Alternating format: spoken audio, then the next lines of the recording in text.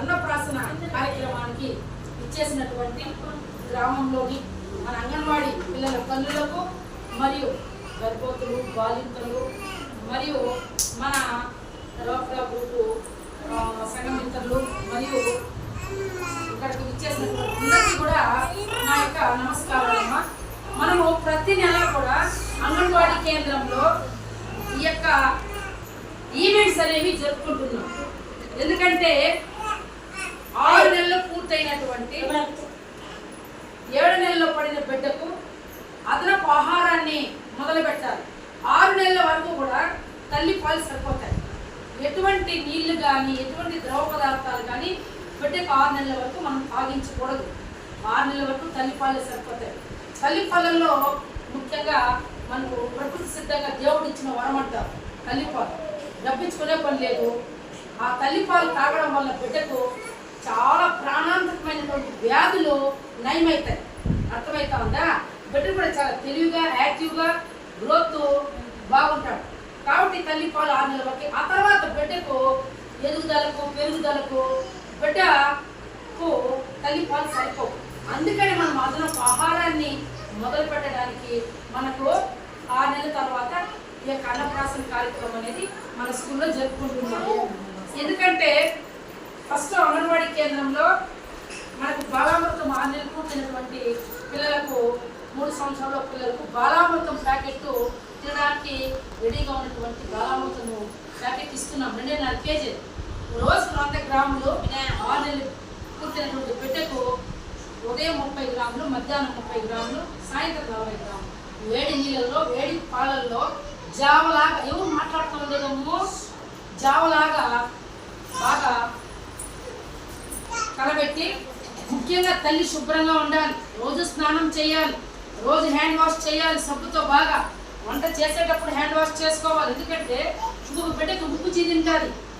అర్థమైందా? ఆ ముక్కు చీది చేయగలుగుకోండి. చీర పుచ్చుకునేసి వచ్చి మళ్ళా బిడ్డలకు వంట చేయడానికి, వంట పాత్రలు టచ్ చేయడానికి, నీళ్ళు ముంచుకోవడానికి గ్లాసులు టచ్ చేస్తారు. కాబట్టి అది మలినం కదా. కాబట్టి మనం శుభ్రంగా ఉండాలి, స్నానం చేయాలి, వంట చేసే పాత్రలు శుభ్రంగా ఉండాలి, వంట పాత్రల పైన మూతలు వేయాలి. ప్రతిరోజు కూడా మనం స్నానం చేయడం వల్ల రోగాలు నయమవుతాయి. మనం ఆరోగ్యంగా ఉంటాం, రిఫ్రెష్గా ఉంటాం. కాబట్టి మనము పిల్లవాడికి తినిపించేటప్పుడు కూడా బౌళ్ళు ఉంటాయి కదా, ఆ బౌల్ని శుభ్రంగా కడగాలి, స్పూన్ శుభ్రంగా కడగాలి. ఇవన్నీ శుభ్రత లేకుండా తినిపించడం వల్ల ఏమైతాయంటే, అంతకుముందే ఆ బౌల్ అక్కడ పెట్టిద్దాం.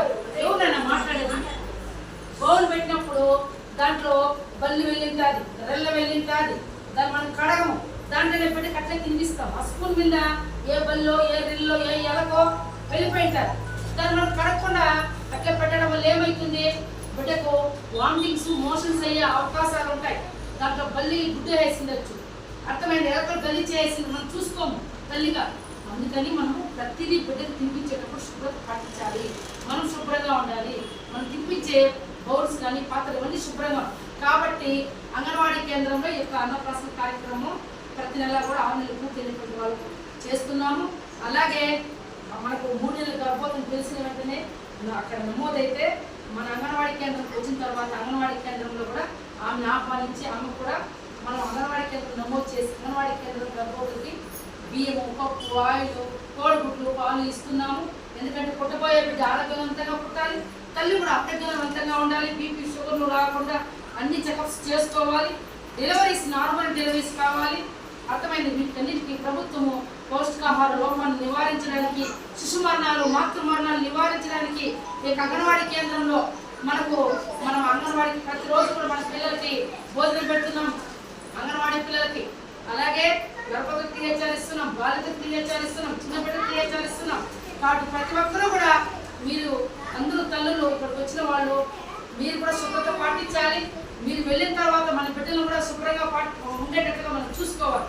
అందులో భాగంగా ఈరోజు మనము ఇక్కడ మన సుహాస్ని వాళ్ళ 2వ పాప 6 నెలలకు అన్నప్రాసన కార్యక్రమం చేయడం జరిగింది. ఓకేనా?